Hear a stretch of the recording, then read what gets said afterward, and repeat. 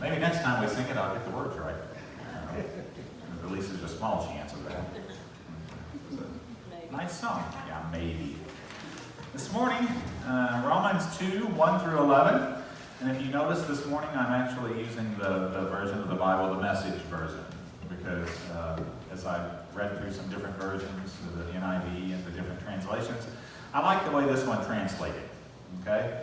And you've heard me talk about that one, but that's the one I can kind of relate to and I can read, because I'll brag on myself a little, I'll be arrogant, but I've managed to make it, I'm into Luke now, so I've got through the whole Old Testament and into Luke, so I can read this one. So this one, I just like the way it's worded. It's just the way it works. So Romans 2:11, and this scripture is kind of long.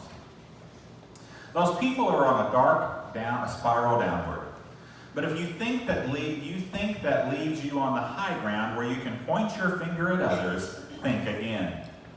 Every time you criticize someone, you condemn yourself. It takes one to know one. Judgmental criticism of others is a well-known way of escaping detection in your own crimes and misdemeanors. I'm telling you, this version just kind of lays it out there, okay? And I'm going to make some of you feel guilty this morning, so get ready. But God isn't so easily diverted. He sees right through all such smoke screens and holds you to what you've done. You didn't think, did you, that just by pointing your finger at others, you would distract God from seeing all your misdoings and from coming down on you hard? Or did you think that because he's such a nice God, he'd let you off the hook? Better think this one through from the beginning. God is kind, but he is not soft.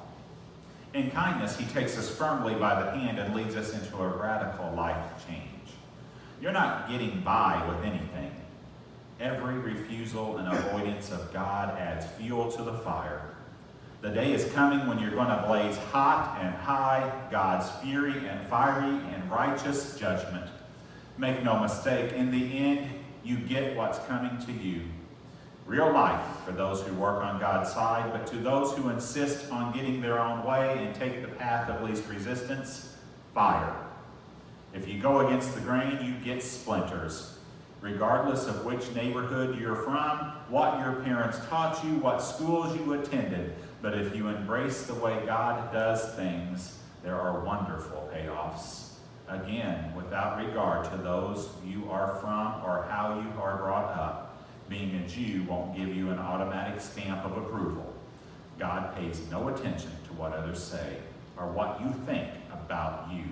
He makes up his own mind. Now, I feel like I've just given one of the girls a long, strong lecture. Or I'm back in the principal mode, which I was getting ready to go into there for a minute. But you see maybe why I picked it, because we've read those scriptures before, but that particular version kind of lays it out there a little bit better, I think. So I'm going to list a few names here. Oh, I do want to clear up one thing, because Lydia asked a question last week, and she said, when you were talking about the hedonist, okay, and we've been doing the different styles, and there's the hedonist and the judgmental and those. She said, was it hedonist or heathenist? It's hedonist, Hedonist, not heathenist, it's hedonist. It's someone who always seeks pleasure over everything else. But today, guess what? We're going to talk about some of those judgmental folks. And I'm going to start by listing some names, and I want you to just kind of let pictures come to your mind as I list these names. Right? Joseph Stalin, Pol Pot. If you don't know who that was, he was responsible for the Cambodian massacres, the genocides. Grigory Rasputin, Adolf Hitler, Osama bin Laden, John Wayne Gacy, Ted Bundy, Jeffrey Dahmer. Some of the most notorious criminals of the modern world.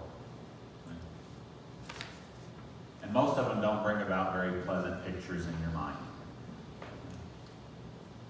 It was kind of funny because I said I wanted you to picture names and you're always smiling, and then your smile just kept getting lower and lower. It's not people you really want to spend a lot of time thinking about sometimes. Jeffrey Dahmer was perhaps the worst and most familiar to us all. I never really thought I'd preach a sermon about Jeffrey Dahmer, but here I am. If you don't know who Jeffrey Dahmer was, mass murderer, cannibalistic, and it was gruesome, gruesome stuff. He was put in prison. And just a few months before he was murdered by another inmate, he repented. He asked God for forgiveness. He was baptized, and he wanted to start his life over. His sins were washed away, and his past was forgiven. And the thought of that almost makes me sick. That somebody so horrible and gruesome could just repent and get off that easy. Not after what he did. God is good. But is he that good? That guy was mean. Romans 1:26-30 says, God's anger is shown against sexual sin, evil, selfishness, hatred, jealousy, and murder. That's what Paul wrote to the Romans. God's anger is shown against sexual sin, evil, selfishness, hatred, jealousy, and murder. And some of us may be thinking, you tell them, Paul. And we hear things on TV and we say, string them up, the deviants anyway. Okay? Nothing's too good for them. We decent, law-abiding folk are with you, Paul. But then Paul surprises him a little bit. Paul hits him with the first part of the scripture and says, those people are on a dark spiral downward. But if you think that leaves you on the high ground where you can point your fingers at others, think again. Every time you criticize someone, you condemn yourself. It takes one to know one. Ouch. And toes got stepped on a little bit there. Paul says, but I never judge anyone. Paul is confronting judgment. And if you remember the brothers in that story, this is the one that decides he's going to sit and watch his other brother and take notes on everything. Okay? Who's passing judgment? Do we ever pass judgment? Do we ever filter God's grace through our own opinions? Anyone who dilutes mercy with their own little prejudice? Well, I could feel sorry for him if he wasn't such a little scumbag. Okay? The one who loves to find faults in others and yet misses it in themselves. And we were talking about that the other night with somebody that said they were just constantly saying this and this and this and this, and we're like, don't live in that glass house. Okay? Remember that saying about people that live in glass houses? Paul is confronting the judgment in this section of that letter. It's the one thing to have an opinion, but it's another thing to pass judgment. I'm going to say that again. It's one thing to have an opinion, but it's another thing to pass the judgment. It's another thing also to say that I'm superior to you because I haven't done things as bad as you. John Scott, who's an Anglican theologian, if you know what Anglican is, that's a Church of England, okay, says this verse is not a call either to suspend our critical faculties or to renounce all criticism and rebuke of others as illegitimate.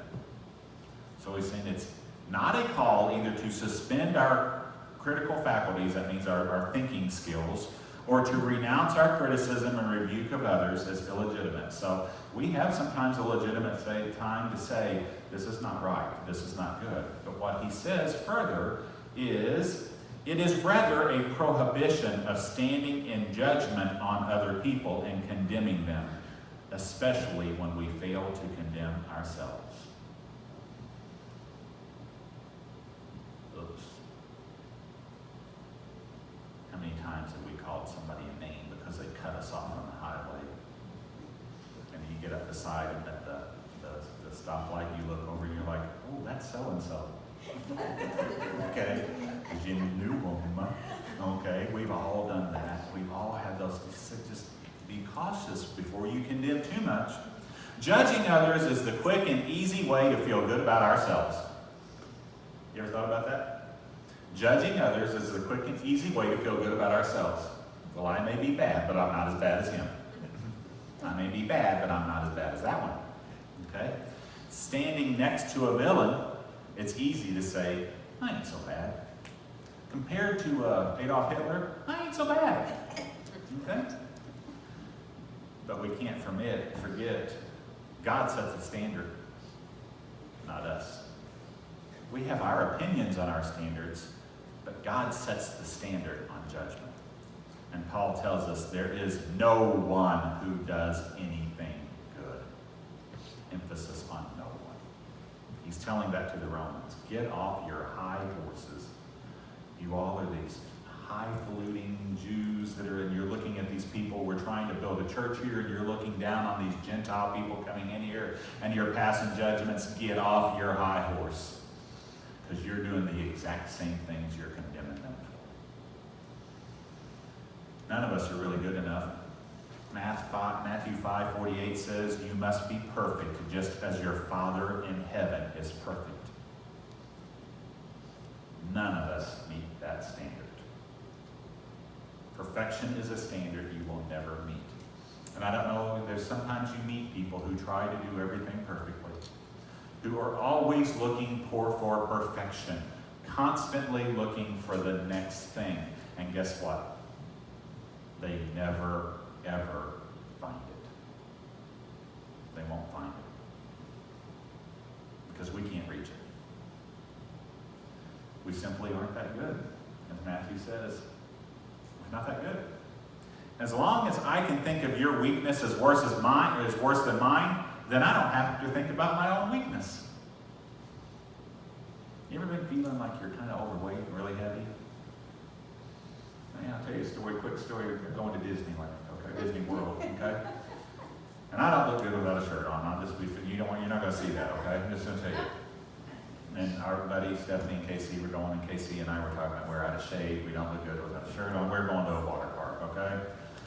I don't know if I want to do this, And the girls are all excited and everything. And we walk into this water park, and we're looking for our locker. And we look over, and there was a 400-pound European man in a Speedo. Shirt came off, stood in the locker. They're not looking at me. I look bad, but he looks worse. Because all attention at that point was not at me. They were going, whoa! Because it was really one of those, is either anything on underneath of there? Yeah, Casey and I just looked at each other and like, worried about nothing. On we went. Because that's the way we do. As long as I focus on your weaknesses, then I look better. That's called impunity. The redemption or freedom from punishment. If you can get mom or dad, if you ever had a sibling, if you can get mom or dad to be more mad at the other one, then you can get off scot-free. And we dealt with that at school all the time. If the kid could get their parents mad at the principal, the kid got off scot-free. And often I would sit in a parent meeting and I'd draw a triangle and I'd say, here we are. Here's little Johnny, here's me, and here's you, mom and dad. As long as he's sitting over here and you're mad at me, he's out of the picture. We need to focus on the kid. And a lot of times they catch on that because as long as you're made, you can get out of it that way. Right? That's called impunity. But God isn't so easily diverted. He sees right through all such smoke screens and holds you to what you've done. You didn't think, did you, that just by pointing your finger at others, you would distract God from seeing all your misdoings and from coming down on you hard? Or did you think that because He's such a nice God, He'd let you off the hook? Better think that one through from the beginning. God is kind, but He is not soft. And I like the way the Message Bible puts that, because I've always struggled with, God is good, and it says God is kind, but He's not soft. And I think as parents, if you're a parent, you understand that. You're kind, you're good to your kids, but there's a time when you can't be soft. There's a lesson to be learned in here, and we've got to do it. Okay? In kindness, He takes us firmly by the hand and leads us into a radical life change. In other words, we ourselves are not good enough to stand judgment on another person. And often it's just because we don't know enough. We don't know enough about other people to be able to stand in judgment of them. Now, we can have our opinions. As I said, an opinion is different than judgment. We condemn a man for stumbling sometimes, but we don't see the beating he took yesterday. Someone is too loud. Maybe they're too loud because they're afraid they'll be ignored. Someone's a bit annoying. They want hugs. They want to sit right next to you to the point it makes you uncomfortable. Maybe they just want to be included. I well remember a girl in my class in 8th grade. It was 8th grade, and I still remember we were in Mr. Gay's class. And yes, his name was Mr. Gay. Gary Gay, if anybody had him. I was fortunate enough to have him 2 years in a row. Okay? He only taught one 8th grade class, and I had him for that one too. I actually kind of liked the guy, but poor girl, she was very sweet, okay? But she was kind of homely and kind of backward. She didn't have a lot. She didn't dress the best. And one day she came to school with makeup on. Right? And back in that day, in the early 80s, blue eyeshadow was all the thing. The bright, and you didn't just like lightly, you did the whole eye, if you remember. Blue eyeshadow, bright blue eyeshadow. Okay? And I remember another girl who was kind of a snotty girl, looked at her and said, "Didn't anybody ever show you how to put on eyeshadow?" And the girl's response was simply, "No." No. The girl said in judgment of her, she had no idea what was going on at home. I didn't either. But 45 years later, I still remember that girl and how she felt and how the other girl felt when she said no, because she shut her down real fast. But I also thought the girl had no one at home to show her how to put on makeup. Now, Mom, as you know, that's part of having a girl. You help them with those kinds of things. Dads, there's things we do with boys that there was no one there. And there's nothing meaner than a pack of 8th grade girls. Chris is shaking it. Yeah, absolutely. They run in packs, don't they, Renee? Yep, they do. But to this day, 45 years later, I can still see her face. She was hurt so bad, and all she could say was no. Why did they have the right to judge her? They didn't. It's that simple. And the nice thing one of them could have done was say, at lunch, let's go to the bathroom and I'll show you what to do. We're all worthy of God's grace. And we often pass that grace through our own filters and then pass it off as a verdict. We look at something in the newspaper and say, well, we pass it through our filter and we pass it off as a verdict. But guess what? God pays no attention to our verdicts because we don't set the standards. We all, whether we sit in a church pew or we sit in a prison cell, the grace is the same. Amen.